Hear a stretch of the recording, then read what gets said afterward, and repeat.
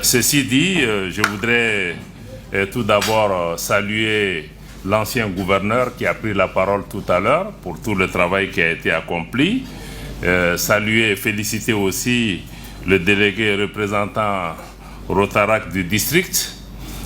Saluer et reconnaître aussi tous les anciens responsables, on allait dire même dignitaires du Rotaract pour tout le travail qu'ils ont accompli pour pouvoir préparer votre génération et les autres générations qui vous ont précédé. Je voudrais aussi vous saluer toutes et tous, membres du Rotaract. Je crois qu'il y a différentes déclinaisons, je ne connais pas tout le détail, mais j'ai beaucoup appris dans la présentation. Je vois qu'il y a beaucoup de jeunes gens dans la salle. Et je vois aussi qu'il y a beaucoup de femmes dedans, ou de jeunes filles. Je pense que ça, c'est vraiment aussi une raison d'espérer pour notre pays. Je salue l'action de Rotaract, particulièrement dans le domaine du renforcement des capacités. Je pense que dans la présentation de ma biographie, ils ont peut-être omis de signaler que j'ai travaillé aussi à la Fondation pour le renforcement des capacités en Afrique, qui est basée à Harare, au sein de laquelle aussi notre compatriote Zoumana Sako a précédemment servi. C'est pourquoi pour moi, quand j'ai vu aussi que le renforcement ou le développement des capacités est une dimension essentielle de votre travail, parce que notre richesse principale n'est pas sous la terre, c'est nous-mêmes. Parce que ce qui est sous terre, on ne peut l'exploiter que si nous-mêmes nous sommes en capacité de pouvoir travailler, imaginer, trouver des solutions et pouvoir exploiter l'ensemble de ces ressources-là. Notre richesse principale, c'est nous-mêmes. Notre richesse principale, c'est la jeunesse. Vous avez dû voir même les conclusions du dernier recensement de la population. On se rend compte que plus de 60% de notre population est jeune et plus de 50% de cette jeunesse a moins de 25 ans. Parce que c'est dire les défis qui sont énormes pour chacun de nous, particulièrement pour nous responsables. Si nous comprenons que cette jeunesse est une force et que nous investissons dans cette jeunesse, c'est un potentiel pour notre pays, pour l'Afrique. Si nous ne faisons pas ce qui est nécessaire pour préparer cette jeunesse, dans ce cas, je pense que nous devons nous préparer à des difficultés. Vous voyez, dans tous les pays où il y a des renversements, ce sont les jeunes qui sont devant. C'est eux qui sont dans les rues.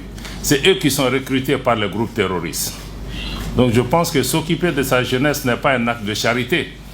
C'est vraiment le bon sens et je vous félicite pour le fait que vous donnez cette importance au renforcement des capacités. Mais le renforcement et le développement des capacités n'a de sens que si nous commençons d'abord à avoir confiance en nous-mêmes.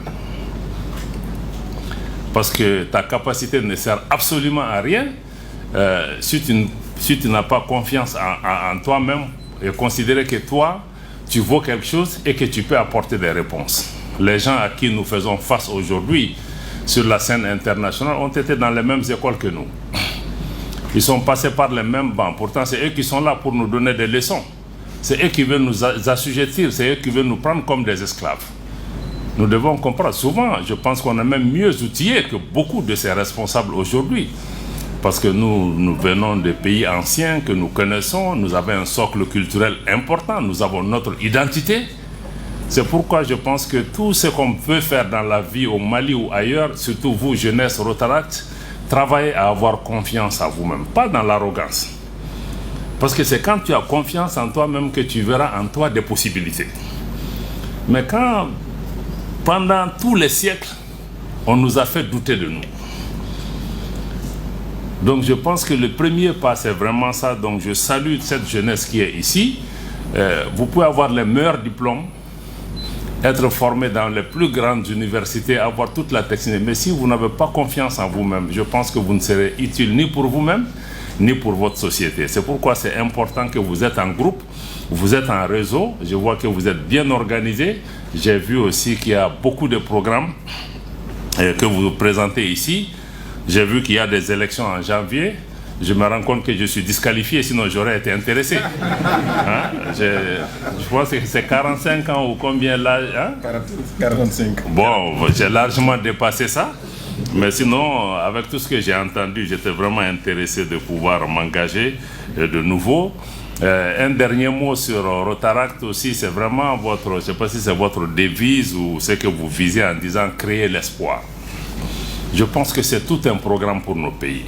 Parce qu'à côté de l'éducation et de la confiance en soi, je pense que ce dont notre jeunesse a besoin, c'est de pouvoir avoir l'espoir. L'espoir. Parce qu'il n'y a pas pire qu'une personne désespérée. Une personne désespérée est capable de tout. Donc, ce que vous avez comme agenda de dire qu'il faut créer l'espoir, parce que c'est l'espoir qui nous fait vivre. Si vous mettez l'espoir avec la confiance, avec votre compétence, je pense que tout est... Parce que s'il n'y a pas d'espoir, on n'a même pas envie de se lever de son lit le matin pour faire quelque chose. Et on ne peut même pas inspirer d'autres personnes. Je pense que quand j'ai accepté aussi cet exercice ce matin, c'était en partie aussi, je pense que nous avons, nous, cette responsabilité d'avoir reçu de ce pays et cette responsabilité aussi de donner et de partager notre modeste expérience avec la jeune génération, mais aussi de pouvoir vous inspirer, à mon avis. Je pense que c'est peut-être la chose la plus importante que nous pouvons faire, basée sur notre expérience. Donc je voudrais vous remercier pour cette invitation. C'est pourquoi quand nos jeunes collègues sont venus me voir, je n'ai pas hésité une seule seconde à accepter le défi, comme il l'a indiqué tout à l'heure, de pouvoir venir avec vous. Et le thème que vous avez choisi aussi est un thème d'actualité, un thème extrêmement important, l'action diplomatique malienne.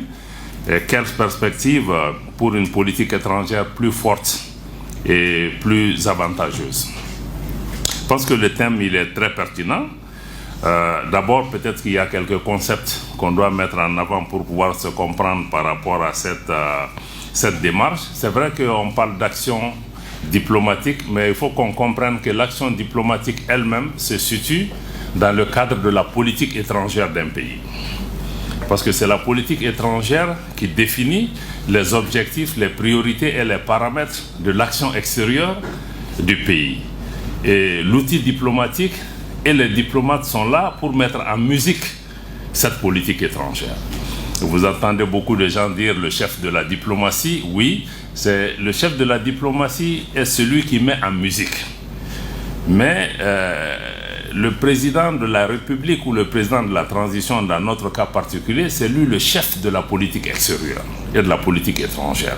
Parce que c'est lui qui définit la vision, les priorités et les objectifs. L'action extérieure se situe dans la matérialisation et la concrétisation de cette vision et de cet agenda en particulier qui nous semble être important. Donc nous, le ministère, les ambassades, les consulats, c'est ça l'outil diplomatique. Donc nous sommes là au service de cette politique étrangère du pays qui a existé depuis l'indépendance à aujourd'hui, qui a été fondée sur des principes clés aussi que vous savez, le respect de la souveraineté des pays, la non-ingérence dans les affaires intérieures des pays, l'autonomie politique de nos pays pour pouvoir se prendre en charge, le non-alignement. Il y a un certain nombre de principes qui ont été constants depuis l'existence de notre pays, y compris son engagement dans toutes les constitutions du Mali pour pouvoir, la disposition du pays en tout cas, à être prêt à céder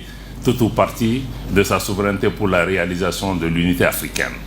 Vous voyez qu'il y a des gouvernements qui ont changé, mais fondamentalement, quand vous voyez, il y a quelques changements par rapport à la politique extérieure du Mali, mais les principes fondamentaux de la politique extérieure du Mali, de Modibo Keïta aujourd'hui, sont restés. Et nous continuons tous à nous battre. Naturellement, chaque gouvernement mettra l'accent sur une ou deux choses prioritaires pour pouvoir avancer, mais les socles principaux n'ont pas été remis en question. Donc avec cette clarification, je pense que nous comprenons à peu près le choix de votre thème qui cadre parfaitement aussi avec la vision des autorités actuelles d'avoir une politique étrangère qui soit plus forte, mais qui soit aussi à la fois plus combative, parce que nous sommes dans un contexte géopolitique particulièrement tendu, avec des antagonismes, des politiques de domination ici et là, qui exigent aujourd'hui que nous nous battions pour pouvoir avoir cet espace, nous nous battions pour être respectés. Parce que c'est ça aussi la dimension essentielle que nous essayons de mettre en avant. Et aujourd'hui, la vision de la transition, la vision de son Excellence le colonel Assimi Goïta, président de la transition, et de l'ensemble des membres du gouvernement, comme ceux qui nous ont précédés certainement, peut-être que nous le faisons différemment, est vraiment de placer les intérêts du Mali et les intérêts des Maliennes et des Maliens au cœur de notre action diplomatique. Je pense que ça, c'est on peut nous dire que ce n'est pas nouveau, mais aussi quand vous choisissez une priorité, je pense que nous avons la déterminée d'assumer ces choix.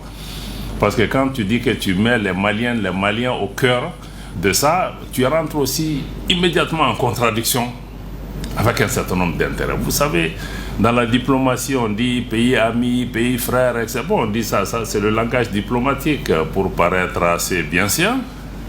Mais dans les relations internationales, il n'y a pas d'amitié en tant que telle. Chaque pays ne défend que des intérêts.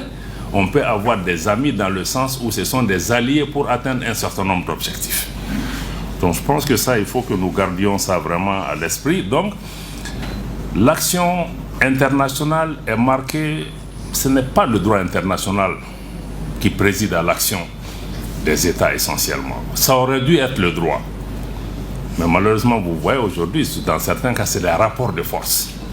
Au-delà des rapports de force, c'est même la force. Souvent la force brutale, militaire, qui est utilisée pour assujettir les pays et les peuples.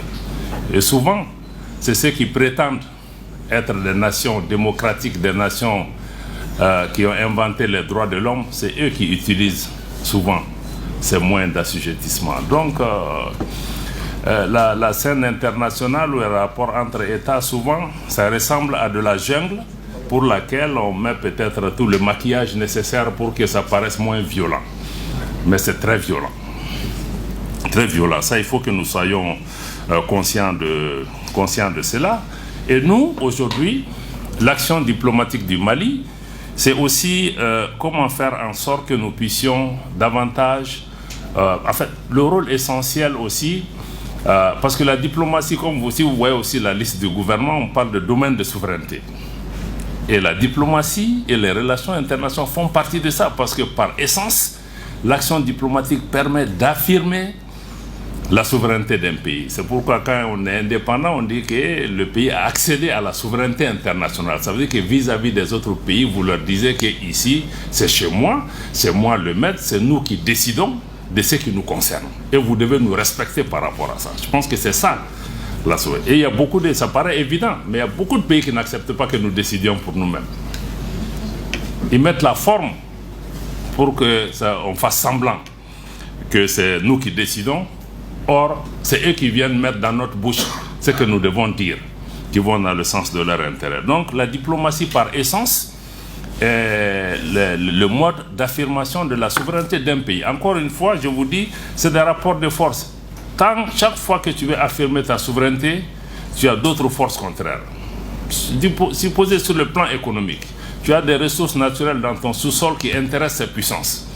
Si toi tu veux exercer ta souveraineté sur ces ressources, or eux, ils ont bâti toute leur politique, toute leur économie, toute leur politique de puissance sur les ressources qui sont à tes pieds. Ils ne vont pas te laisser exercer ta souveraineté là-dessus. Parce qu'ils pensent même que c'est pour eux, mais que toi tu es peut-être le gardien. Donc, c'est vous dire un peu que les relations internationales, il y a cette question d'antagonisme, de violence, de politique de domination, de contrainte, de force qui va s'exercer. Et malgré le développement du droit international, malheureusement, c'est souvent les plus faibles qui revendiquent l'application du droit. Mais je crois que les grands ont besoin du droit comme prétexte pour légitimer leur puissance. Ils ne sont pas vraiment des états de droit en tant que tels. Donc ça, je voulais peut-être dire ça un peu. C'est pourquoi, sur le chapitre de la souveraineté encore, c'est pourquoi quand vous regardez aujourd'hui, nous, Mali, après plus de 10 ans qu'on a passé, avec pratiquement, le pays a été presque un laboratoire. Tout a été essayé au Mali. Nous avions toutes les organisations internationales, nous avons tous les partenaires, nous avons tous les pays, nous avons presque toutes les armées du monde qui étaient représentées au Mali. Pendant 10 ans, ça n'a pas donné les résultats escomptés. Et pendant ces 10 ans presque, on peut dire que notre souveraineté a été bafouée. Parce que d'autres sont venus, ont essayé d'imposer des politiques de domination, d'assujettissement pour pouvoir imposer leur agenda. Si ça avait marché, peut-être qu'on ne serait pas là en train d'en parler. Si nous sommes là en train d'en parler, c'est que le Mali a estimé qu'après 10 ans, il fallait changer de fusil d'épaule et qu'il faut réaffirmer notre souveraineté pour pouvoir avancer. C'est même peut-être même un échec que plus de 60 ans après les indépendants, nous soyons encore là à parler de souveraineté. On n'aurait pas dû être là. Mais si nous en parlons, surtout nous, pays francophones, parce que vous voyez que le débat n'est pas là pour la plupart des pays anglophones. C'est les pays francophones qui sont sous une chape de plomb, qu'on n'a pas laissé grandir, qui sont restés d'éternels adolescents, qui cherchent à se relever, on les tape sur la tête pour pouvoir les maintenir sous domination. C'est ce que vous voyez au quotidien. Je pense que c'est pourquoi nous avons estimé que tout ce que nous voulons faire, bâtir notre armée, reprendre en main notre économie, donner des opportunités à nos jeunes gens, tout ce que nous ne sera possible que si nous nous réapproprions notre pays. C'est pourquoi, après toutes ces tensions, ces périodes de difficultés qu'on a connues et ces 10 ans qu'on a traversés entre les mains d'autres, nous estimons qu'aujourd'hui, le pays doit avancer sur la base des 3 principes qui ont été édictés par le président de la transition. Le 1, comme vous le devinez, est bâti sur le respect de la souveraineté du Mali. Parce qu'on dit que toutes nos réponses, si vous voyez que notre armée aujourd'hui arrive à être là, arrive à faire ce travail, parce que nous avons enlevé ce pan de la souveraineté de la main d'autres pour dire que c'est nous qui devons assumer ça. Et ça, donc le respect de la souveraineté, on a indiqué aussi le respect des choix stratégiques et des choix de partenaires du Mali. Ça aussi, ça paraît tellement évident pour tout le monde. Mais vous voyez que tous les problèmes qu'on a aujourd'hui, c'est que certains pensent que c'est eux qui doivent choisir les amis pour le Mali. C'est eux qui doivent dire ce qui est important pour le Mali. C'est eux qui doivent dire à quelle réunion le Mali doit participer. Est-ce qu'on doit aller à gauche? Est-ce qu'on doit aller à droite? Non. Mais chacun de ces pays choisit ses amis, entre guillemets, en fonction de ses intérêts. Et ces amis ne sont jamais des amis éternels aussi. Ça, il faut être réaliste. On est amis, on est alliés pour un certain nombre d'objectifs, des choses que nous voulons faire. Si nous les atteignons, les choses... Il y a certains amis qui sont plus sincères aussi que d'autres. Il y a des amis qui nous respectent, qui comprennent qu'il faut nous donner cet espace pour pouvoir avancer. Il y a d'autres qui pensent qu'on est toujours dans la colonisation, qu'on est même des enfants. Parce que quand ils viennent, ils nous disent, j'entends beaucoup, je reçois énormément de diplomates, de partenaires étrangers dans mon bureau qui viennent nous dire, bon, attention, faites attention à la Chine, faites attention à la Russie, ils font ceci, ils font cela. Mais je dis, mais vous nous prenez pour des enfants? Mais vous pensez que quand je travaille avec...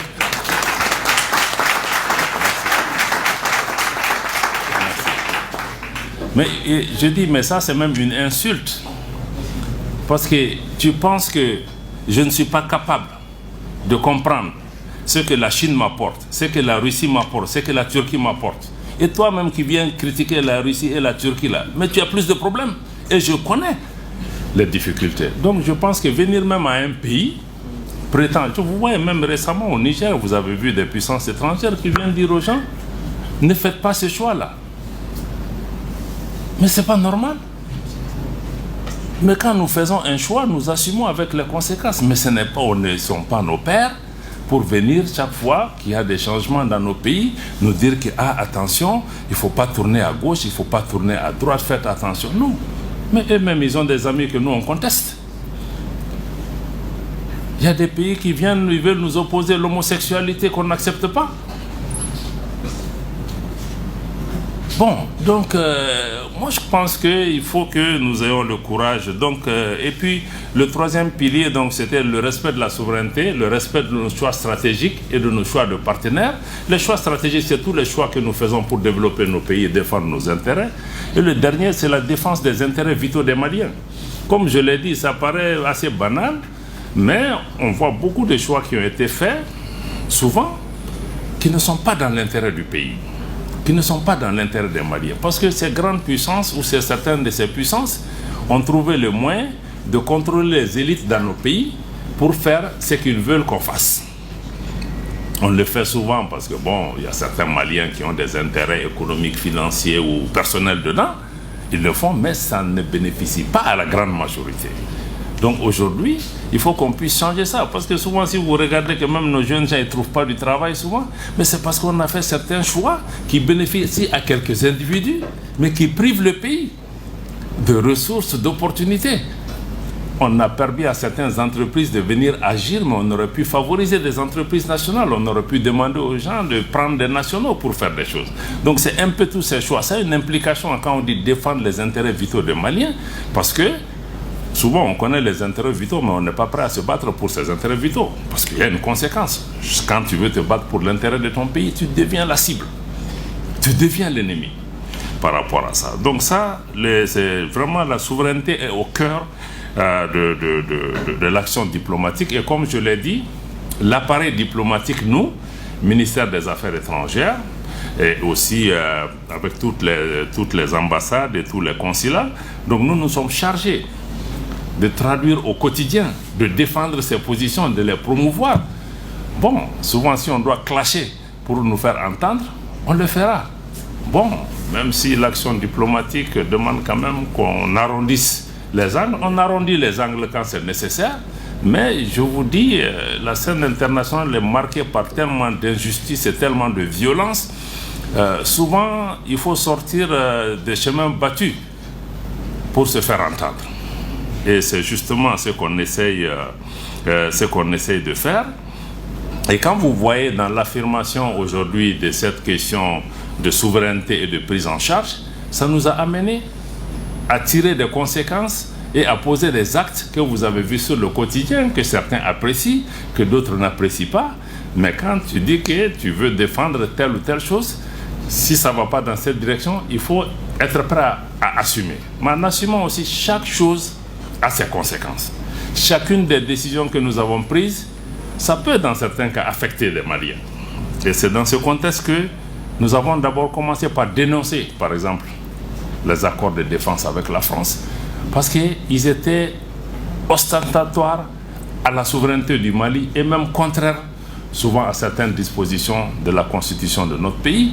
Si vous voyez certains de ces accords, même notre armée nationale, notre flotte aérienne ne pouvait pas accéder à certaines parties de notre espace aérien parce que des partenaires estiment que ils sont en train de travailler dans ces zones, nous ne pouvons pas y arriver.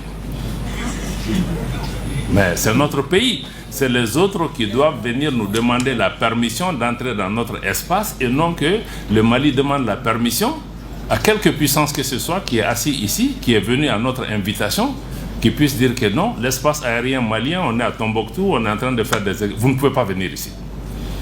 Donc c'est pourquoi on a dénoncé ces accords, parce que vous voyez qu'aujourd'hui, notre armée a la pleine liberté. Nous pouvons aller partout sur notre territoire si nous le voulons. Partout. Personne ne peut nous empêcher de le faire. Mais ce n'était pas le cas. Même pour que le Mali puisse s'armer, mais il y avait une sorte d'embargo de fait. Certains ont dit oui, vous avez changé de partenaire. Mais le partenaire qu'on a ne nous permet pas d'avancer. Ils étaient là pour pouvoir nous fragiliser et nous diminuer pour pouvoir avoir leur intérêt. Mais on va là où on trouve nos intérêts. L'opération Barkhane qui était là, c'était 2 millions d'euros par jour. 2 millions d'euros par jour. Ça, c'est combien de milliards en francs CFA? 2 milliards? 1,3 milliard de francs CFA par jour. 9 ans. 9 ans. La France n'a pas donné un seul hélicoptère au Mali dans cette période. Aujourd'hui, vous voyez le nombre d'aéronefs que nous avons pu accueillir en moins de 2 ans sur nos ressources propres au moment où le pays est sous sanctions, sous embargo et presque seul, sans partenaire.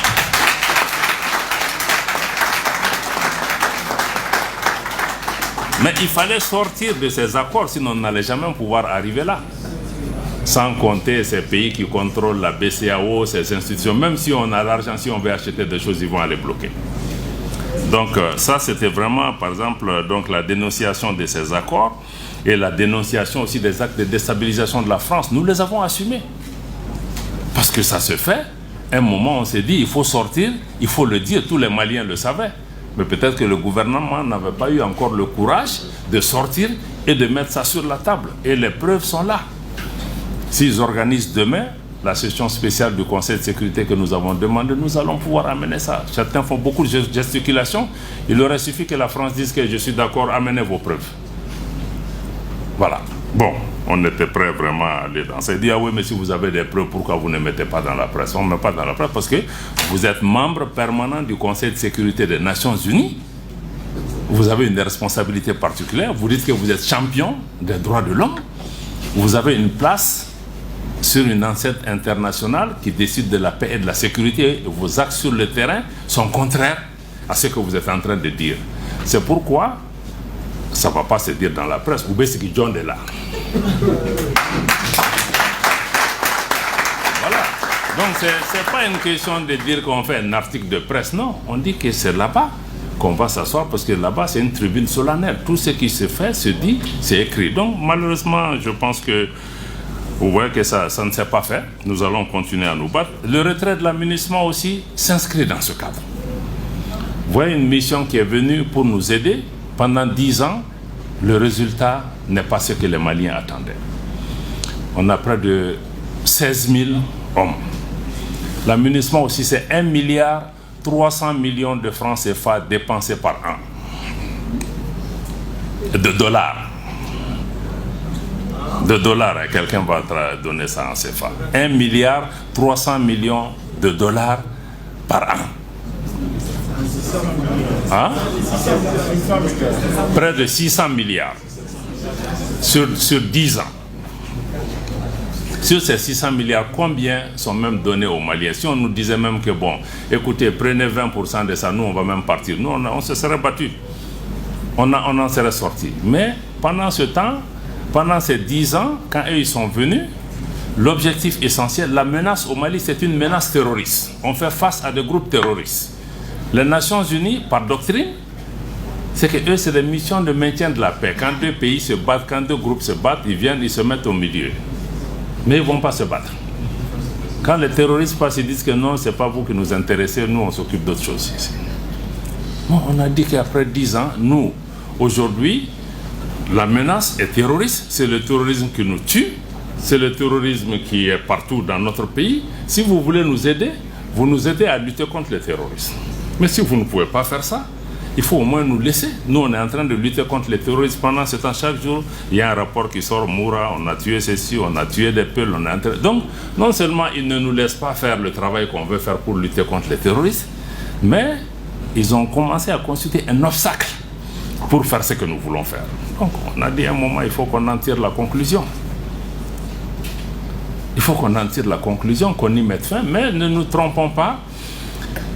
Quand on dit l'aménagement part aussi, bon, on reconnaît les sacrifices. Il y a eu plusieurs centaines de soldats qui sont morts.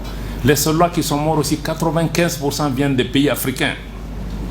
Ce n'est pas les autres là qui viennent mourir. Hein. Ils viennent, ils sont dans leur drone, ils sont dans leur truc comme dans une université pour étudier ce qui se passe. Mais ce sont nos frères burkinabés, nigériens et autres qui sont morts dedans. Et qui décide à l'aménagement? Mais ce ne sont pas ces 95%.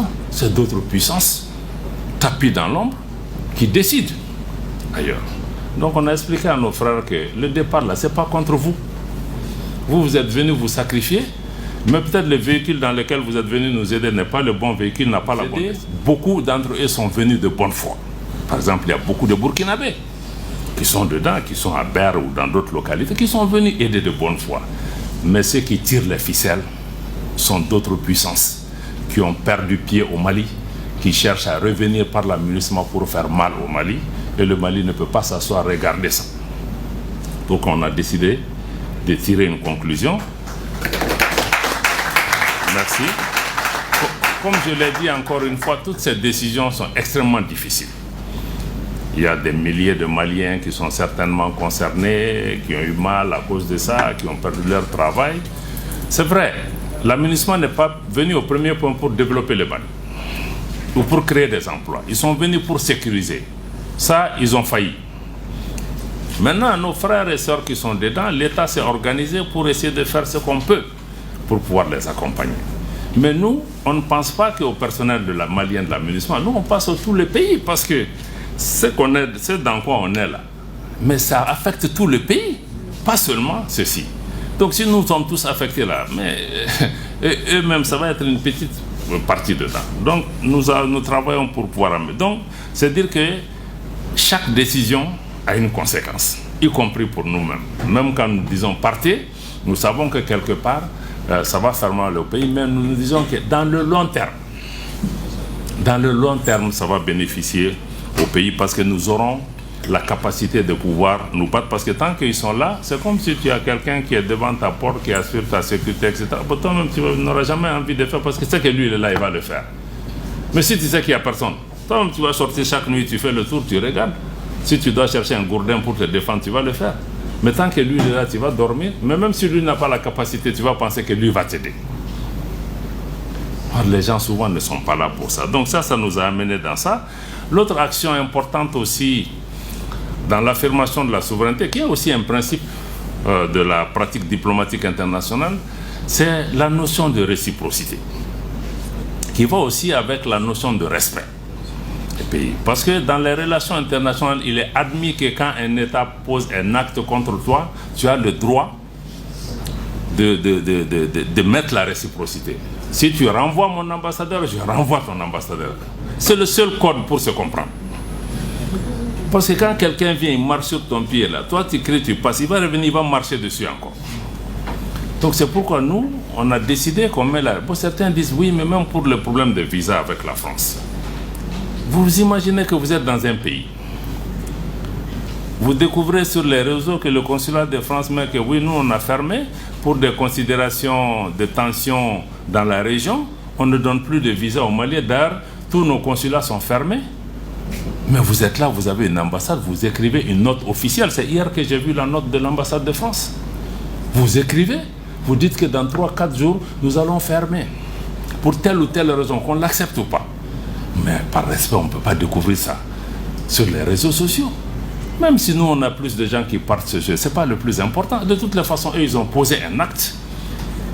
Mais s'ils disent qu'ils ne donnent pas les visas, ils ont fermé. Nous aussi, on dit que notre consulat aussi est fermé pour vos gens. C'est une question de respect.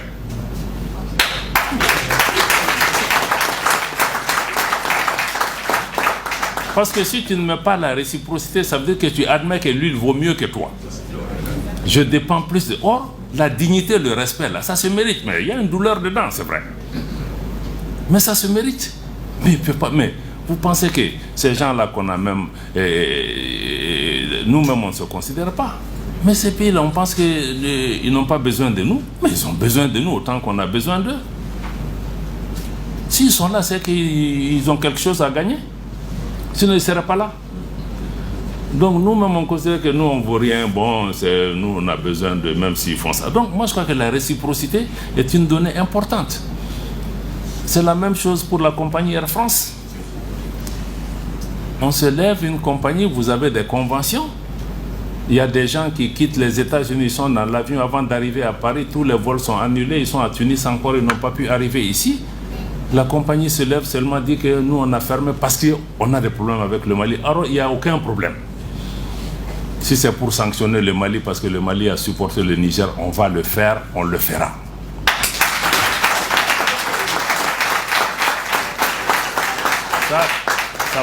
Ça va pas nous dissuader par rapport à ça. Donc, on a aussi mis la réciprocité, on a appelé Air France.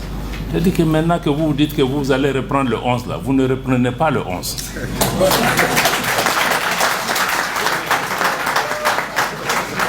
Et quand vous serez prêt, vous allez faire le rang à la queue. Si on est prêt, à vous redonner. Et entre-temps, on leur dit que vous n'êtes pas les seules compagnies au monde. Il y a d'autres compagnies dans le monde aussi qui vont être encouragées. S'ils ont besoin de cette place-là, ils prendront. Parce que quelqu'un ne peut pas se lever chaque jour au Mali. J'ai fermé, j'ai ouvert, j'ai fermé, j'ai ouvert. Non.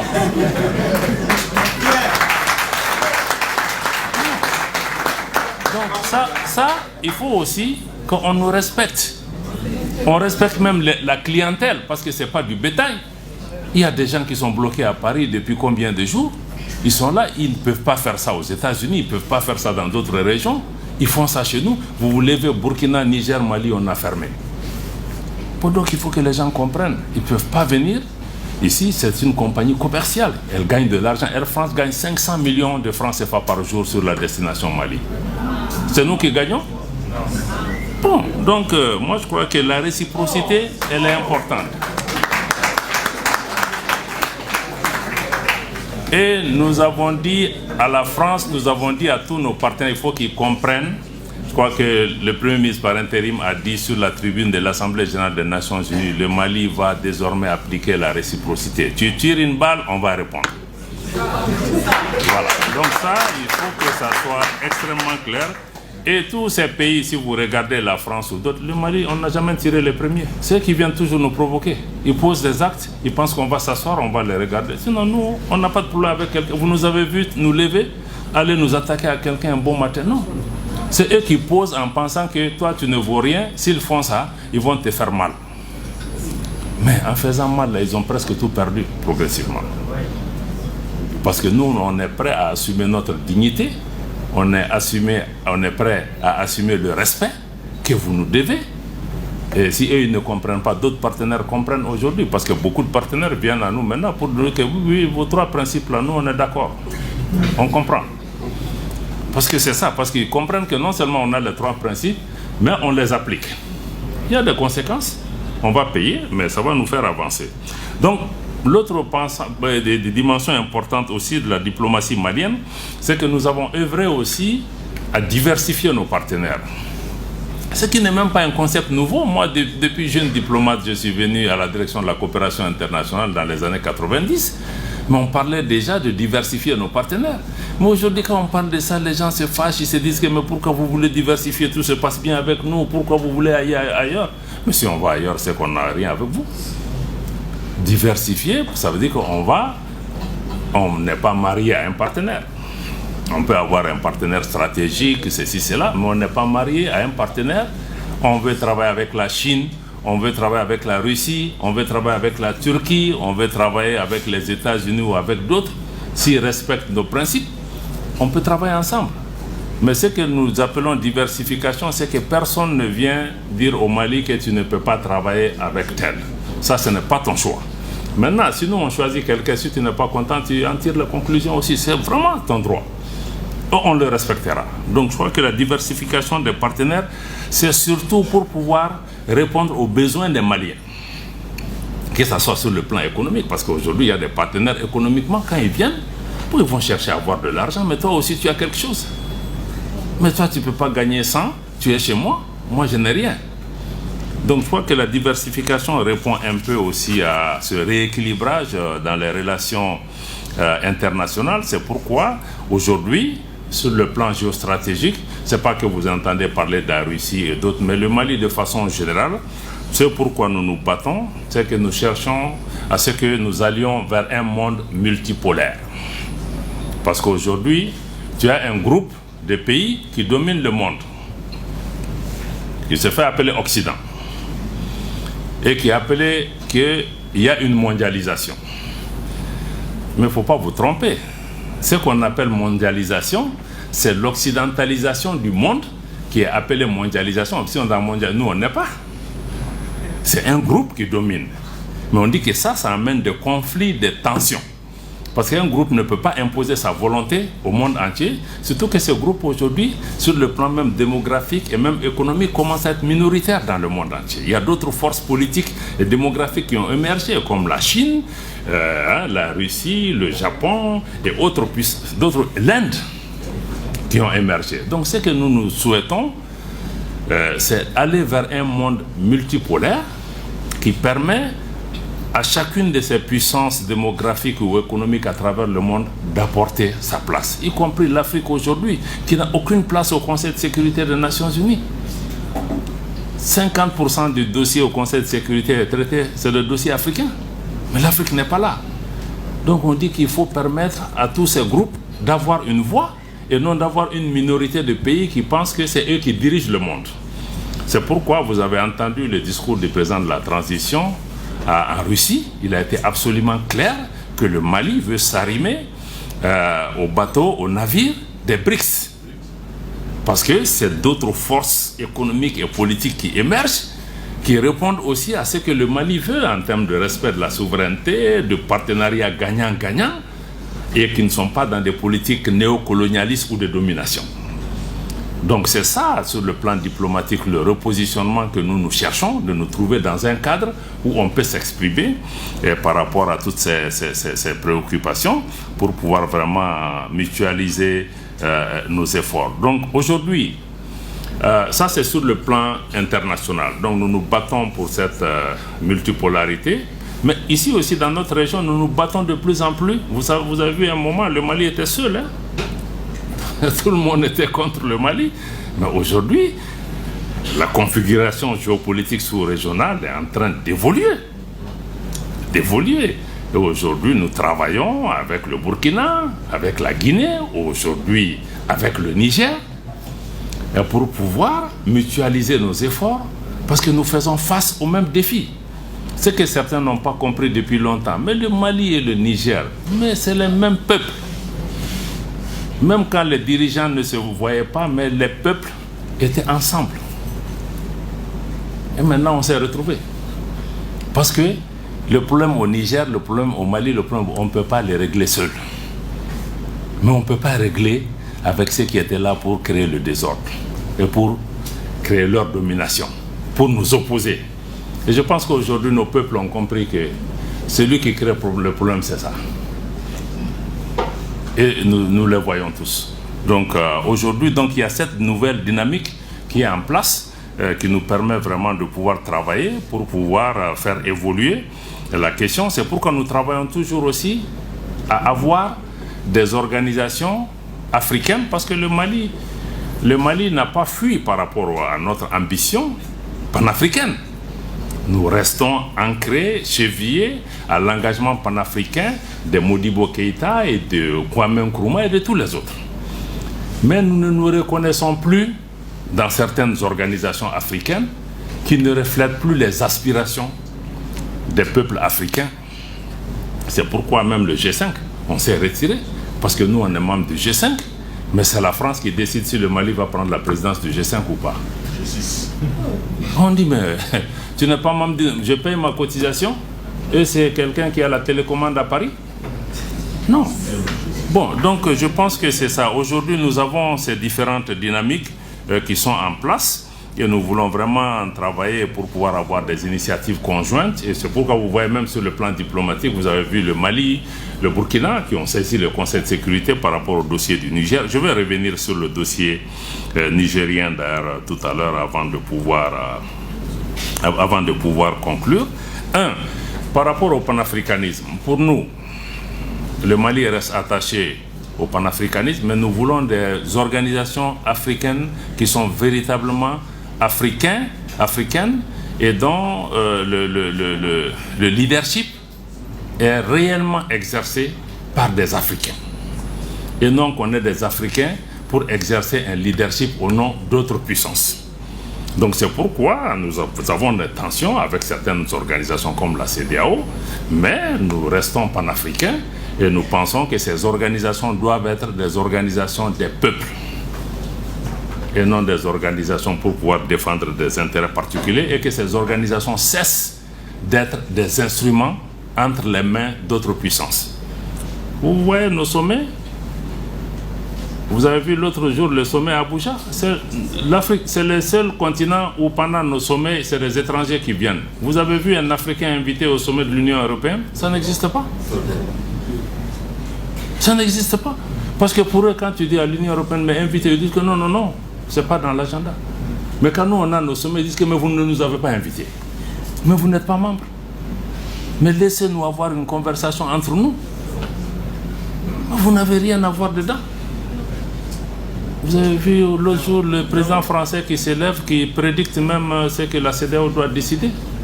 Mais il n'a pas assez de gens à gérer en France, avec les gilets jaunes, tous les mouvements, les gens qui ont cassé partout.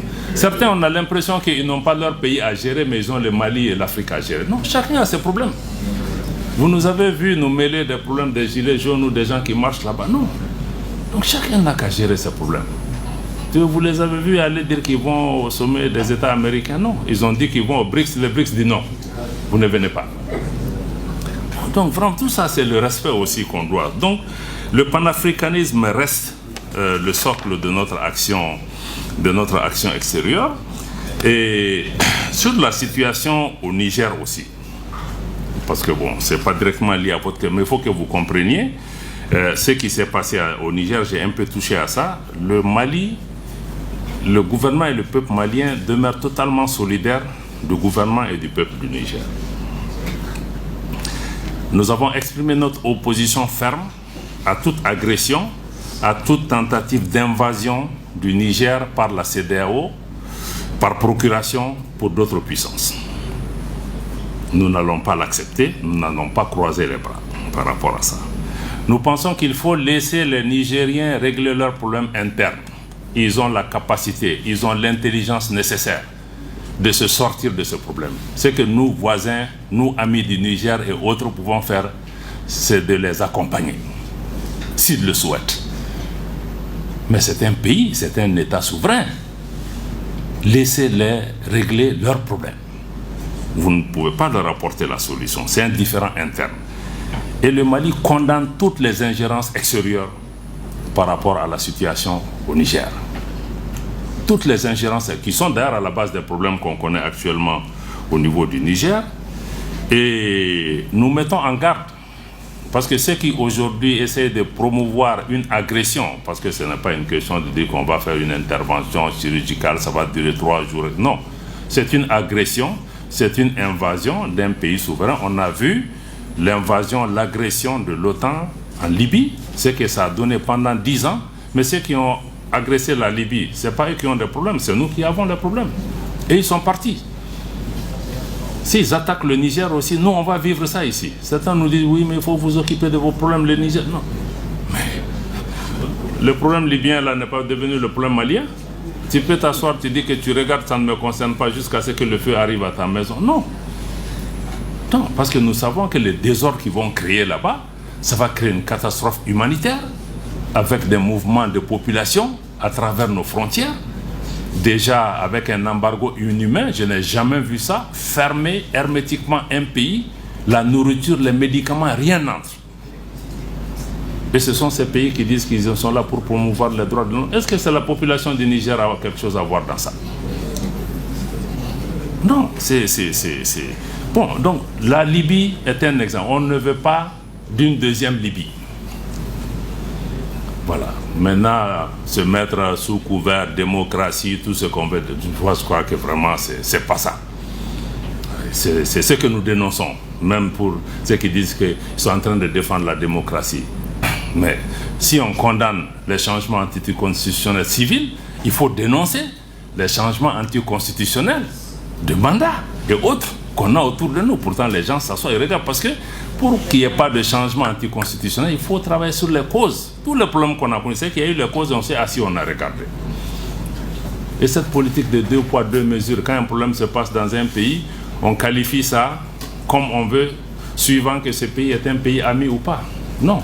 Si c'est les principes sont les mêmes pour tout le monde. On a l'impression que le Mali, le Niger et le Burkina sont les seuls pays en Afrique. Mais il y a des situations qui se sont passées ailleurs en Afrique où on a cautionné.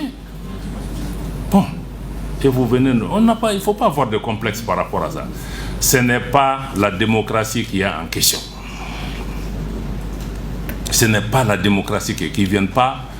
On est tous engagés pour la démocratie, on vient de changer la constitution, on va aller vers ces changements. Mais ce n'est pas ce qu'eux ils cherchent. Parce que même dans la démocratie, ils veulent que qu'ils viennent des gens qui leur sont favorables. En fait, c'est ça la question. La démocratie, c'est que si j'ai quelqu'un que je contrôle qui est là, c'est un démocrate. Voilà, ça ne tient pas. Et ce qui est aussi à la cause des situations actuelles, c'est qu'il n'y a pas de solidarité. Ces pays qui viennent aujourd'hui, qui donnent des leçons au Niger, au Mali, etc. Mais est-ce qu'ils nous ont amené un seul Kalachnikov pour nous battre? Non. La CEDEAO s'élève, on a force, en attente, on est en train d'activer. On s'est dit, ah bon, tout ce temps-là, vous avez une force? Pendant 10 ans, nos gens sont morts, les terroristes nous ont attaqués. On n'a jamais vu un sommet pour dire que oui, on va envoyer 1000 hommes au Mali pour se battre contre les terroristes. Maintenant que vous avez un des vôtres qui est entre les mains des militaires, vous vous réveillez et puis tout de suite vous avez une force. Quel message ça envoie aux populations africaines? Est-ce que c'est leur vie qui est importante? Ou c'est autre chose? Ou c'est d'autres jeux? Ou c'est d'autres qui ont besoin de la CEDEAO pour faire le sale boulot pour eux? Donc c'est pourquoi le Mali, nous on a été absolument clair, on n'est pas d'accord. Et on a indiqué que s'il y a une agression, une invasion contre le Niger, le Mali se retire purement et simplement de la CEDEAO parce qu'on ne peut pas volontairement adhérer à des organisations, que ces organisations deviennent des instruments d'agression contre notre pays. Ce n'est pas acceptable. On ne peut pas mettre notre argent dans des banques centrales, la BCEAO, qui est censée être notre institut d'émission monétaire souverain, qui devient un instrument pour affamer nos populations. Ce n'est pas acceptable. Je crois que c'est toutes ces questions aujourd'hui que nous avons en tête. Et dernier point que je vais évoquer par rapport vraiment à l'action diplomatique que nous voulons, c'est la notion de diplomatie culturelle. Nous tenons beaucoup à ce concept parce que je l'ai indiqué au début, parce que la culture, c'est d'abord l'affirmation de notre identité. Qui nous sommes, d'où nous venons, où nous partons, qu'est-ce qui nous différencie des autres dans ce monde? Quand moi je parle avec des Chinois, mais quand je viens du Mali, ça doit se sentir parce que je transporte avec moi tout un bagage historique et culturel qui forge mon identité. Donc même quand on fait du business, je crois que ça doit être motivé un peu par ça parce que je sais que j'ai ma dignité, j'ai mon honneur. Donc je pense que la diplomatie culturelle aujourd'hui est extrêmement importante pour un pays comme le Mali qui a un trésor culturel qui est plus connu dans le monde pour sa culture que pour son or. Donc la culture nous permet aussi de nous repositionner sur la scène internationale en tant qu'acteur important, acteur qui vient avec quelque chose, qui est notre passé, nos biens culturels, nos valeurs culturelles. Et aussi la culture n'est pas que folklorique ou autre, hein. La culture aussi c'est économique. La culture nourrit son homme, ça crée des opportunités.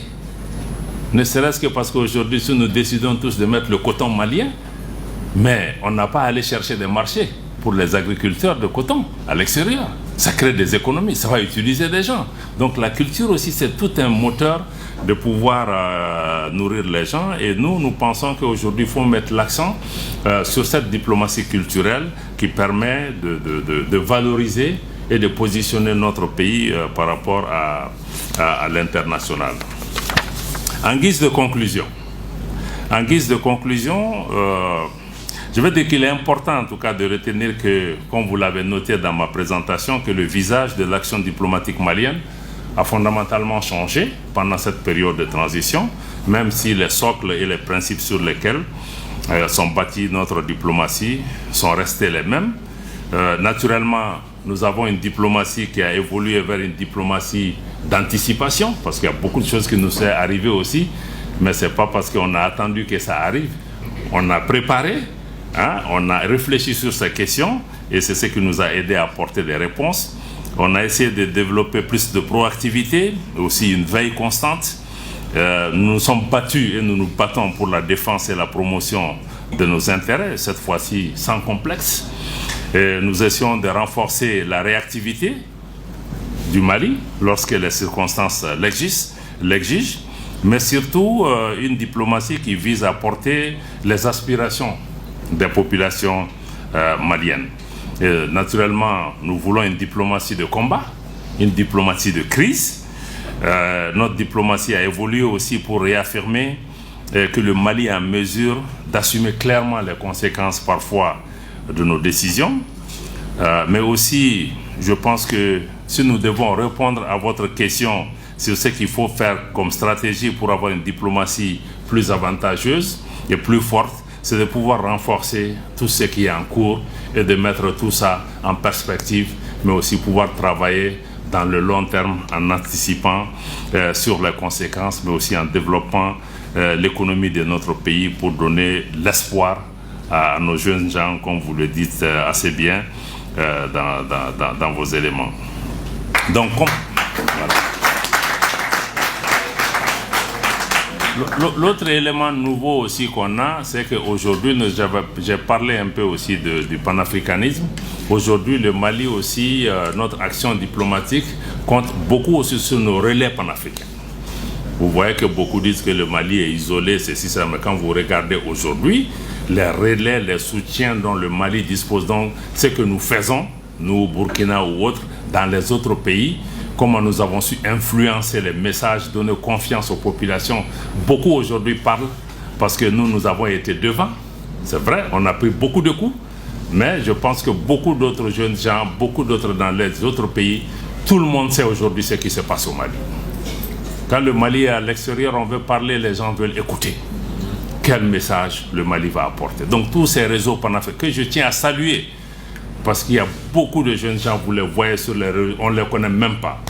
C'est eux qui sont là, c'est eux qui défendent, c'est eux qui relaient. Donc il faut que, à travers aussi vos mouvements, dans tous ces pays où vous êtes présents, il faut travailler en réseau. Parce que les adversaires auxquels nous faisons face, c'est des puissances d'argent, des puissances d'armes. On ne pourra jamais les battre sur leur propre terrain.